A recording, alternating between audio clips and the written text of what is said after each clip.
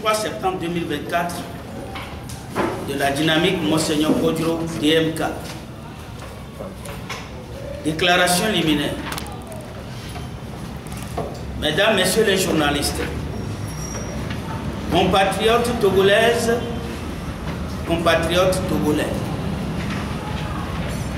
dans le cadre de la rentrée politique de notre mouvement citoyen et en ce jour commémoratif du 6e mois d'assassinat en exil du président légitime et père de la souveraineté intégrale du Togo, CITO, son Excellence Dr Gabriel Agbeoumé Mensah Kodjo, la présente conférence de presse de ce mardi 3 septembre 2024 s'articulera autour de 3 principaux axes. 1. Hommage aux pionniers de la DMK, son Excellence Monseigneur Philippe Fanoko Kodjo, patriarche de la nation et père de l'alternance, et son Excellence Dr Gabriel Agbeoumé Mensah Kodjo. 2. Projecteur sur la cabale des prédateurs coalisés contre l'écosystème DMK. 3. Reconfiguration de la direction de la coordination nationale de la DMK. Remaniement ministériel du gouvernement légitime du Togo en exil et relance de la lutte patriotique de libération nationale pour la souveraineté intégrale du Togo, CITO. Mesdames, Messieurs les journalistes, permettez-nous de rappeler qu'Inexorable est le grand changement conçu par l'univers et que rien, absolument rien, ne peut l'entraver. Hommage aux pionniers de la DMK. Un vieil adage affirme que les grands hommes meurent 2 fois. Une première fois en tant qu'homme et une seconde fois en tant que grand. 3 mars 2024, 3 septembre 2024, il y a de cela 6 mois, jour pour jour, que le véritable vainqueur du scrutin présidentiel du 22 février 2020, le grand homme d'État, bâtisseur et panafricain, son Excellence Dr Gabriel Agbeoumé Mensah Kodjo, rendit l'âme à Téma sur le sort ghanéen dans des conditions sombres et troubles qui seront inévitablement élucidées le moment venu, alors qu'il menait frontalement un combat épique pour la souveraineté intégrale du Togo, CITO. Combat épique scellé indéniablement par 3 temps forts. La victoire judiciaire du 24 mars 2022 pas devant la Cour de justice de la CEDEAO contre les putschistes. La parution en mai 2023 du livre Togo, la démocratie étouffée de Sébastien Nado, en hommage au combat du tandem Kodjo-Agbeoumé. La mission d'enquête de fin octobre 2023 des avocats de la DMK à Lomé, après le dépôt de la plainte pénale pour faux, usage de faux et recel de faux en écriture publique, part devant le tribunal de première instance de Nanterre en France. Ce décès subit du père de la souveraineté intégrale du Togo, CITO, était survenu 60 jours après celui de Monseigneur Philippe Fanoko Kodjo, dans des conditions quasi similaires d'assassinat politique. Ainsi, les 2 figures de la lutte souverainiste pour un Togo véritablement libre, démocratique et prospère sont tombées sur le champ de bataille, les armes à la main. Pour les auteurs, commanditaires et complices de ces drames, ce serait la fin du combat souverainiste, mais peine perdue.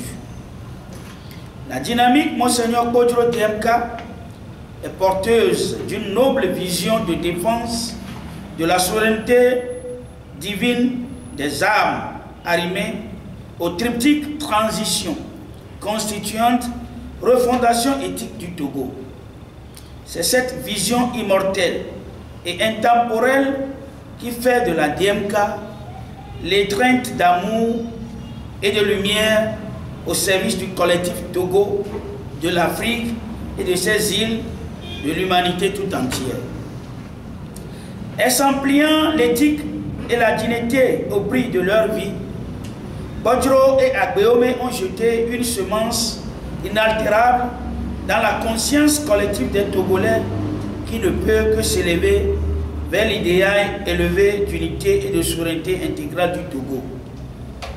Idéal inscrit en lettres d'or et de façon indélébile dans le cœur de toutes les filles et de tous les fils du Togo tout entier, nonobstant les élucubrations, des trébillons à la sorte des marionnettes et marionnettistes ligués contre l'épanouissement du souverain peuple togolais.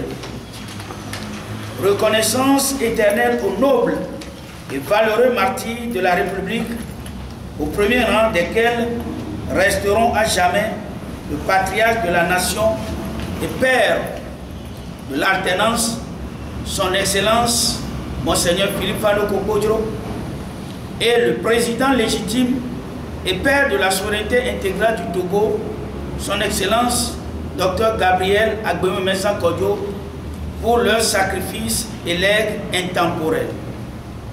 C'est aussi le lieu pour la coordination nationale de la DMK de rendre un vibrant hommage à tous les compagnons de lutte, des leaders défunts qui portent haut le flambeau de l'éthique, de la dignité et de la vision politique de la DMK.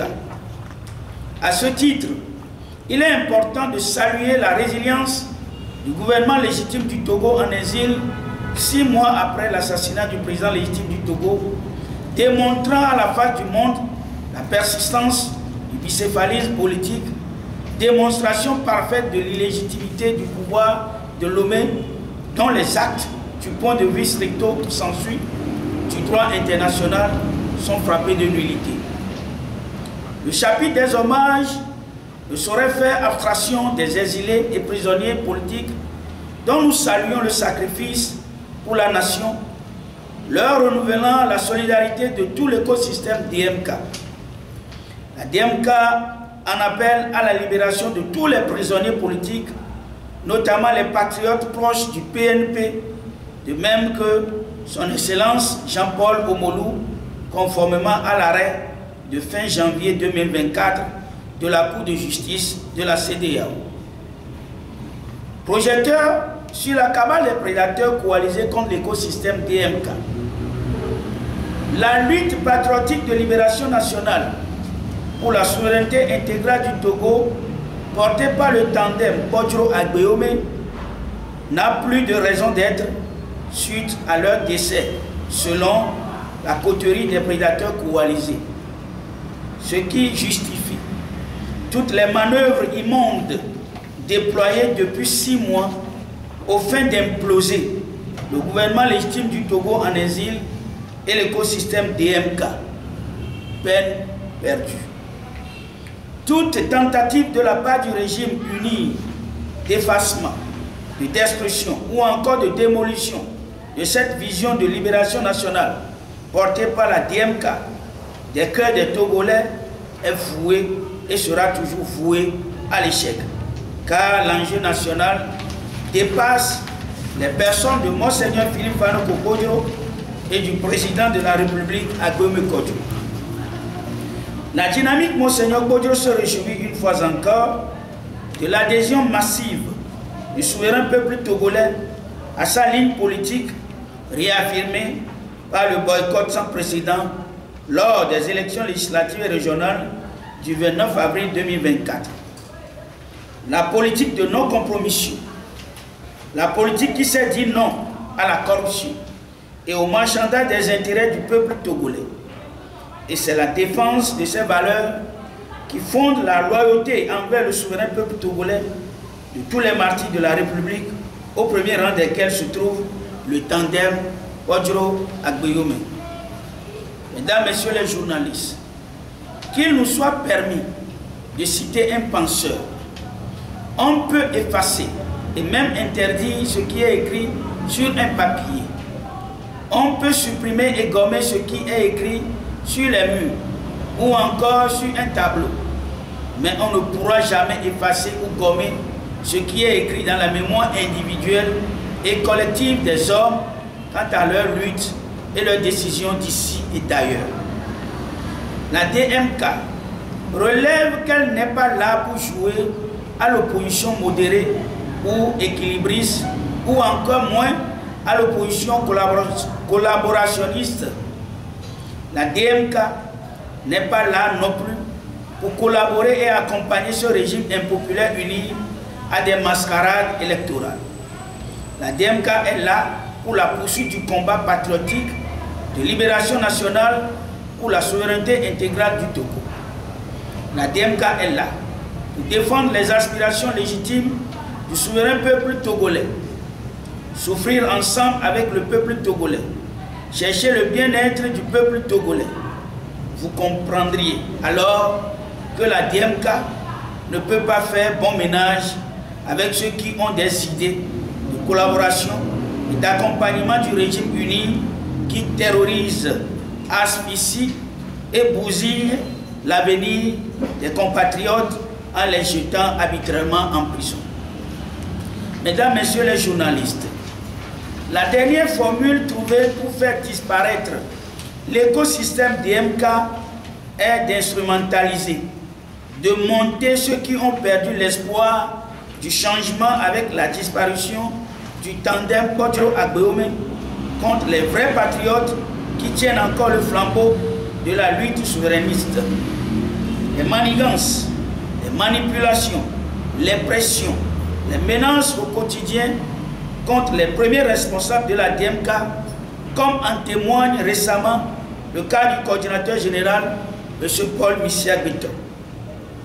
La démission surprise du 30 juillet 2024 de M. Paul Missia-Beton du MPDD semble accélérer le dévoilement de l'agenda des détracteurs de la DMK confondus par la signification par voie d'huissier faite le 30 août 2024 par Maître Kodowi Amegonou.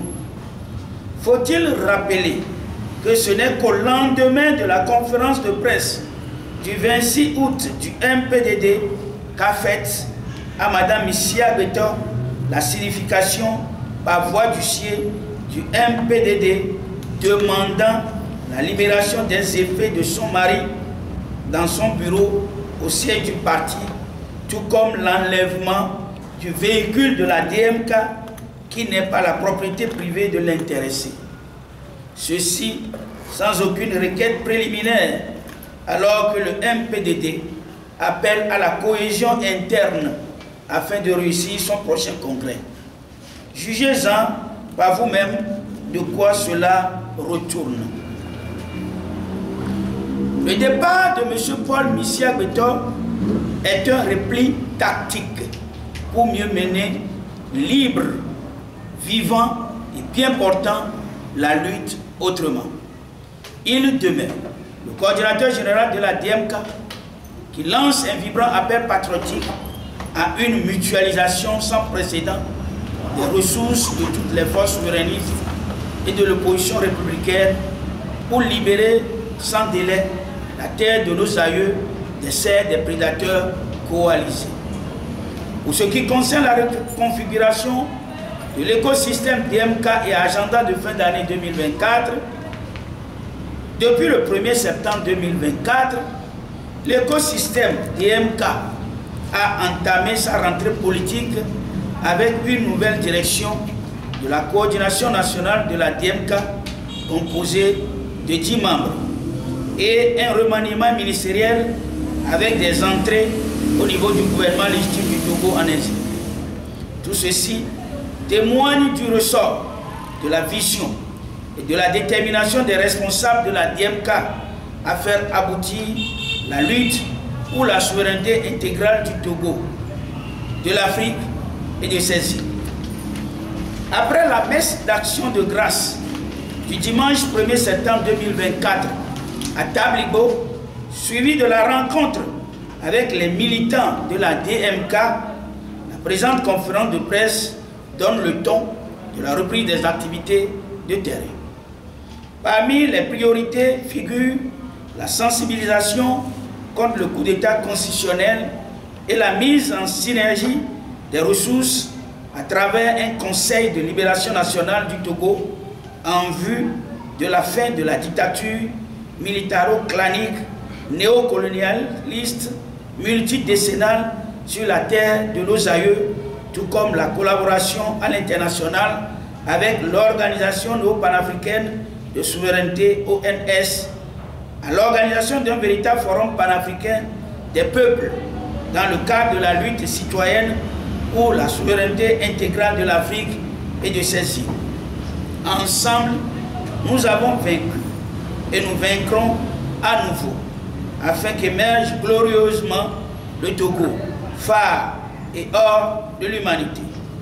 Debout et en avant, tout patriote de tout horizon pour la souveraineté intégrale du Togo, de l'Afrique et de ses îles et de tous les peuples sur terre. Je vous remercie.